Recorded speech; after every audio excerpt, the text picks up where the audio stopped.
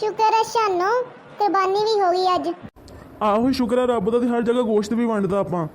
चल फिर हुण रोटी खा लीए, बहुत ही थक गए हैं ते बहुत ही भुख लगी है।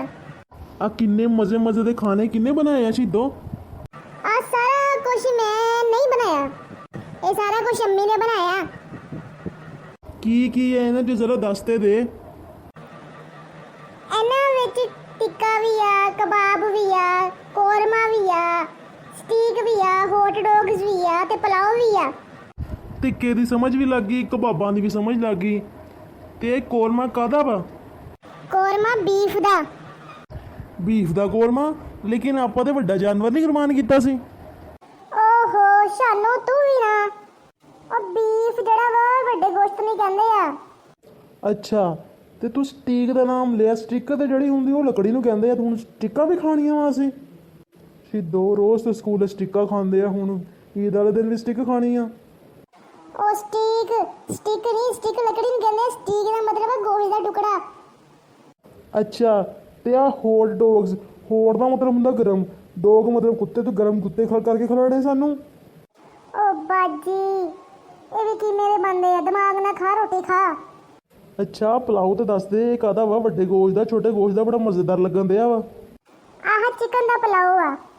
लै तू अज ईद दे दिहाड़े भी मुर्गा पका बैठी। ओ मैं क्या गोश्त खा खा के दिल ही ना खराब हो जाए, इसलिए मैं थोड़ी जी खाने की वैरायटी देती।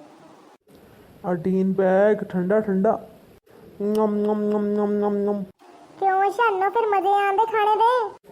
बहुत शहीदो, मैं तो गोश्त नूं तरसी पई सी मन। आ नाल दे हमसाया घर भी गोश्त दे देना सीगा, और जेड़ा सी पाए मंगी जांदे सीगा। ਉਹਨੂੰ ਤਾਂ ਸਿਰੀ ਵੀ ਦੇਤੀ, ਉਹ ਜਿਹੜੀ ਕਲੇਜੀ ਵੀ ਦੇਤੀ, ਉਹਨੂੰ ਗੋਸ਼ਤ ਵੀ ਦੇਤਾ, ਫੇਰ ਵੀ ਨਾ ਤੰਗ ਹੀ ਕਰੀ ਜਾਂਦੇ ਅਸੀਂ। ਕੀ ਮਤਲਬ ਕੀ ਤੰਗ ਕਰ ਰਿਹਾ ਸੀ? ਮੇਰੀ ਅੰਮੀ ਕਹਿੰਦੀ ਪਾਏ ਦੇ ਦੇ, ਮੇਰੀ ਅੰਮੀ ਕਹਿੰਦੀ ਪਾਏ ਦੇ ਦੇ, ਮੇਰੀ ਅੰਮੀ ਕਹਿੰਦੀ ਪਾਏ ਦੇ ਦੇ। ਤੂੰ ਨਾ ਮੰਜੀ ਦੇ 4-5 ਪਾਏ ਲਾ ਕੇ ਦੇ ਦੇਣੇ ਸੀ। ਦਿਲ ਤਾਂ ਮੇਰਾ ਕਰਨ ਦਿਆ ਸੀ ਮੰਜੀ ਦੇ ਪਾਵੇ ਲਾ ਕੇ ਨਾ ਕੁੱਟਾਂ ਨੂੰ ਫੜ ਗਏ। ਆਹੋ ਸ਼ੇਖਾਂ ਦਾ ਮੁੰਡਾ ਵੀ ਨਾ ਮੈਨੂੰ ਕਹਿਣ ਦਿਆ ਸੀ ਕਿ ਬਾਜੀ ਬਾਜੀ ਪਾਏ ਸਾਨੂੰ ਦੇ ਦਿਓ। ਮੈਂ ਉਹਨੂੰ ਕਿਹਾ ਅਸੀਂ ਨਹੀਂ ਦੇਣੇ, ਮੈਂ ਕਿਹਾ ਅਸੀਂ ਨਹੀਂ ਦੇਣੇ, ਸਾਨੂੰ ਚਾਹੀਦੇ ਆ, ਅਸੀਂ ਮੰਜੀ ਦੇ ਪਾਵੇ ਬਣਾਉਣੇ ਆ। ਆਹੋ ਸ਼ਹੀਦੋ ਅਸੀਂ ਕਿੱਦਾਂ ਦੇ ਦਈਏ, ਮਸਾ ਮਸਾ ਤੇ ਅਸੀਂ ਪਾਏ ਵੇਖੇ ਆ। ਨਾਲੇ ਦੂਜੀ ਗੱਲ, ਤੂੰ ਨਾ ਸਾਰੀਆਂ ਨਲੀਆਂ ਨਲੀਆਂ ਨਾ ਕੱਢ ਕੇ ਉੱਪਰਲੇ ਖਾਨੇ 'ਚ ਨਾ ਛਾਪੜ 'ਚ ਪਾ ਕੇ ਰੱਖ ਦੇ। ਜਿੱਦਣ ਆਪਾਂ ਪਕਾਵਾਂਗੇ ਨਾ ਪਾਏ, ਉਸ ਦਿਨ ਆਪਾਂ ਉਹ ਵਿੱਚ ਮਿਕਸ ਕਰ ਲਾਂਗੇ। ਮਾਨਾ ਆਏ ਹਾਏ ਮਜ਼ਾ ਹੀ ਆਜੂ ਸ਼ਹੀਦੋ।